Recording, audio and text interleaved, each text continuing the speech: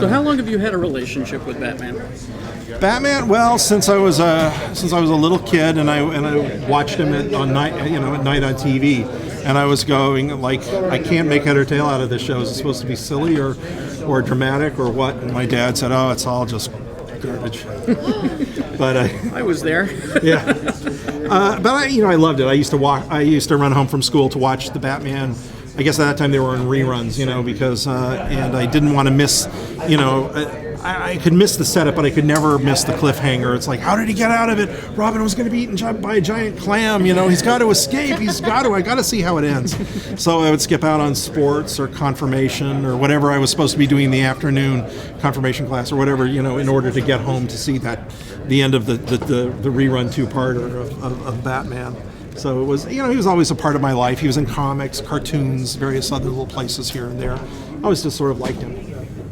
But I never liked the cartoons about him until we started doing them. Well, frankly, because I always thought he was a ill-used character, because he's supposed to be dark and it's supposed to be moody and there's supposed to be horror and crime and death in his world, and he was always sunny and with Batmite and the Superfriends. Superfriends didn't cut it for you, huh? It's like I can't just. I agree. Yeah. I just couldn't. It was a little more like, you're missing a bet here. So that's what I would say. Is like you could have a lot more fun with this guy. And then when I was in college, I saw the first Fleischer Superman cartoons, and I was thinking, boy, it would have been great if somebody had done Batman in that style in the 1940s. So when we got the opportunity to do them in the 90s, Bruce Timm and I said, well, let's go back to the Fleischer cartoons and look at those and bring some element of that into it. So that's where it came from. In the game, there's a good mix of villains, but there's not definitely reference in the game, a lot of the villains, but for the core story, don't spread out too much, which I actually kind of like. But was there a push to throw more characters in there, or were you like, let's keep it simple and not go too crazy? Well, we didn't want to sacrifice one for the other. We didn't want to make it just a parade of nondescript villains, or else not give the villains, their due.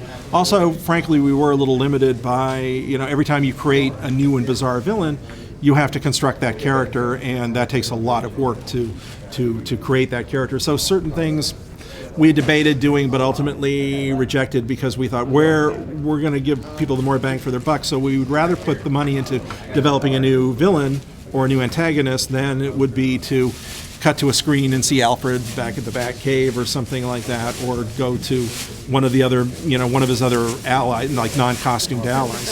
So we really wanted to put our money into the key bad guys and maximize it along those lines.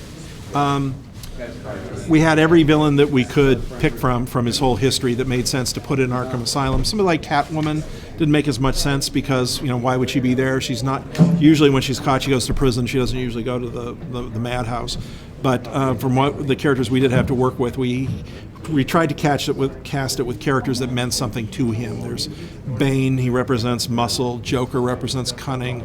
Poison Ivy, seduction. Harley Quinn, just sort of over the top, madness, et cetera, et cetera. And each of the villains had to, kind of bring out something different in Batman. Thanks, guys. Was writing for a video game present any challenges that you don't find in comics? Yeah, because I couldn't get too involved with the story to the same degree that I would if I was writing a graphic novel or something. A lot of times people would say, is this an adaptation of Grant Morrison's Arkham Asylum graphic novel? And I said, no, there's similarities. It's, pretty much identical title and the same locale, but that's a very intense, cerebral story that pits Batman on an intellectual level against his worst enemies. And even though some of those same characters show up, it's, we couldn't really tell that story with a lot of gameplay. It had to be the same locale, but much more of a drive, putting the characters on their feet.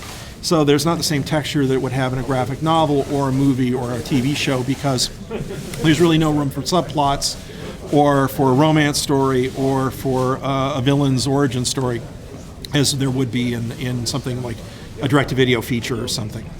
That said, there are a lot of bonus features throughout that, and special almost like Easter eggs and things that you can unravel as you go through the game.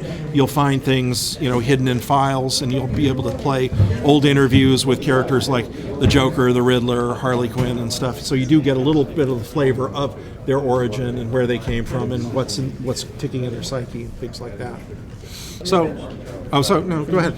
Yeah. Somebody mentioned Harley Quinn earlier, how the liberties they had taken in changing the character. How did you feel when you saw kind of what they had done with Harley as one of the creators? Well, I was all for it. In fact, I suggested a lot of it. I said, well, it would be fun to put her in an outfit sort of like this. And we were all sitting around a table, and we were all coming up with, some ideas about that, because I figured she wouldn't have access to her regular costume in Arkham. Neither does Ivy, for that matter. Ivy just ties a guy's shirt around her waist and goes. I don't even think she's wearing anything underneath. It's just some vines, It's like they let her out, and she's not going to get her green leafy thing. So Harley sort of put together her outfit out of the scraps of some leather and an old nurse's costume that she cannibalized, and she kind of just smeared makeup and some dirt on her face for the mask, and is good to go, which is fun. I like that, because we costume her as befits the locale, whereas having her running around in a little unitard jester suit just wouldn't have really felt right in here.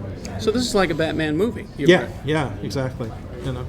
And it really has that same intensity, and really, it's kind of like the movie I would have made. I don't think I could have made a movie and set the whole thing in Arkham, but I definitely could have set a huge third act in Arkham and had him battle his way through, to win the freedom of the hostages, and ultimately, clear his own mental state, which becomes severely damaged at one point during the game. Being someone who worked on the story in the game, have you gone back and been able to play through the game, and what do you think of it now compared to when you started? I really like it. I like it even more now that I've had a chance to go in and play certain elements of it, and I don't think there's anything I would have changed. I always say that I would, like that, but I still, there's always a little bit of room for tweaking or improvement, or oh God, I would like another shot at that. But I think as the game exists now, it's really pretty rock solid and a really great gaming experience. It's also just a big treat for Batman fans too. They want to just have some entertainment as they play the game and explore that world a little bit. What are you working on right now? A bunch of comics. I did some freelancing over the summer on a few animated shows that are coming out next year. Also working on a pilot of my own that I can't really talk about, that starts filming next week. It's a live-action drama, and we're going to be shooting that, and it's kind of intense, and I have high hopes that maybe that'll go as a series in a year or two. I was going to ask about working on City Sirens. Yes. I was thinking about, there's been a few comparisons drawn between that and Marvel Divas. Yeah. How do you feel about that? I would have to read Marvel Divas to check it out. I haven't been to the comic book store in a few weeks, but I have not seen it. I knew right around the time the Gotham City Sirens came out, they said, well, somebody's doing Marvel Divas. It's like, really? It seems like it was right on the tail end of Gotham City Sirens that all of a sudden Marvel was like, oh, hurry. Oh, okay. No, I read it, and it's kind of like Sex and the City with superheroes. No, it's exactly Sex and the City. It's like some poor schmuck is watching Sex and the City and getting ideas. Really? Superheroes. Oh, okay. Well, I guess mine is a little different than that, because it's just sort of, three girls rooming together who shouldn't really talk to each other, much less share housing space. But we'll see how long it lasts. Would you want to do another Batman game? Yeah, I'd love to at some point. I've learned a lot off this one, so I'm sure that if we ever talked about a second one, I'd have a lot to bring to it. Yeah.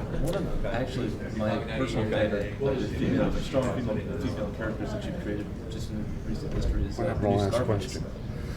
Yeah. Is there any plans to bring her into Gotham City Sirens? She's at the bottom of the bay for right now. She got her vengeance on her creep husband, and that kind of finished off her story. Although I did bring her back in Heart of Hush to show what she was like beforehand. So my feeling is Peyton is probably at the bottom of the bay, but you never say never. So who knows? Maybe at some point she'll come back and cause more trouble.